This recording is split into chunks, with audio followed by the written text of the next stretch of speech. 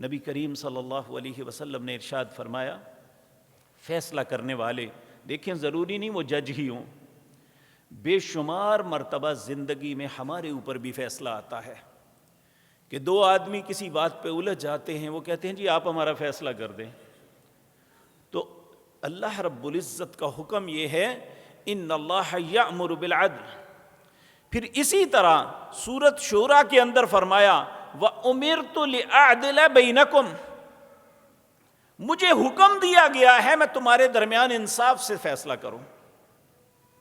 اللہ کے نبیوں کو بھی اس بات کی اجازت نہیں تھی کہ وہ فیصلہ اپنی مرضی سے کریں۔ ہم ایک بڑا عجیب و غریب واقعہ دیکھتے ہیں، بعض اوقات ہوتا ہے کہ انسان اخلاص کے ساتھ فیصلہ کرتا ہے لیکن وہ فیصلہ درست نہیں ہوتا۔ ایسا ہی معاملہ رسول اللہ کی زندگی میں ہوا ان کے ساتھ صلی اللہ علیہ وسلم۔ دو شخص تھے، دونوں ایک پراپرٹی کی ملکیت کے دعوے دار تھے۔ اس زمانے میں یہ رجسٹریاں تو ہوتی نہیں تھی، دونوں نے آ کے دعویٰ کیا کہ یہ پراپرٹی ہماری ہے۔ نبی کریم صلی اللہ علیہ وسلم نے دونوں سے دلائل سنے۔ ایک ذرا زبان کا تیز آدمی تھا، اس نے اپنا مدعا بڑے اچھے انداز میں پیش کیا، نبی کریم نے اس کے حق میں فیصلہ دے دیا، زمین اس کی ہے۔ دوسرا بندہ وہ ذرا بھولا بالا تھا، وہ اپنا مدعا بیان نہ کر سکا، اس کے خلاف فیصلہ ہو گیا۔ اب وہ ایک مخلص مسلمان تھا، اس نے سوچا چلو رسول اللہ نے فیصلہ کر دیا ہے، اللہ کے سپرد میں اس فیصلے کو قبول کرتا ہوں۔ دونوں اٹھ کے چل پڑے، تو شاید اللہ نے وحی کی، اس بات کا حدیث میں ذکر تو نہیں آتا۔ نبی کریم نے پھر دوبارہ بلا لیا، آپ نے فرمایا میرے ساتھیو، میں نے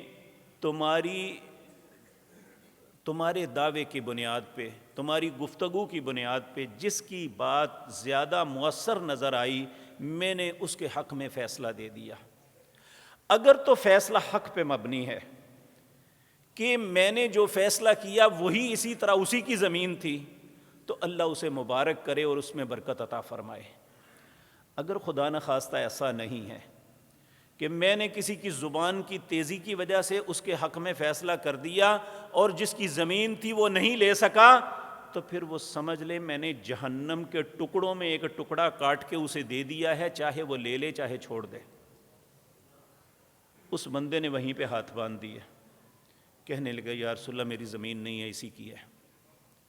تو اس لیے یہ بات بھی ذہن میں رکھیں، اگر ایک عدالت ہمارے حق میں فیصلہ کر دیتی ہے لیکن وہ فیصلہ درست نہیں ہے، ہمارے وکیل کی زبان کی تیزی نے وہ فیصلہ ہمارے حق میں کروا دیا، یا ہم نے جھوٹ سچ کے گواہ کھڑے کر کے فیصلہ اپنے حق میں کروا لیا، تو وہ چیز ہمارے لیے جائز نہیں ہو جاتی، وہ جہنم کا ٹکڑا ہے، چاہے اسے لے لیں یا چھوڑ کے آ جائیں۔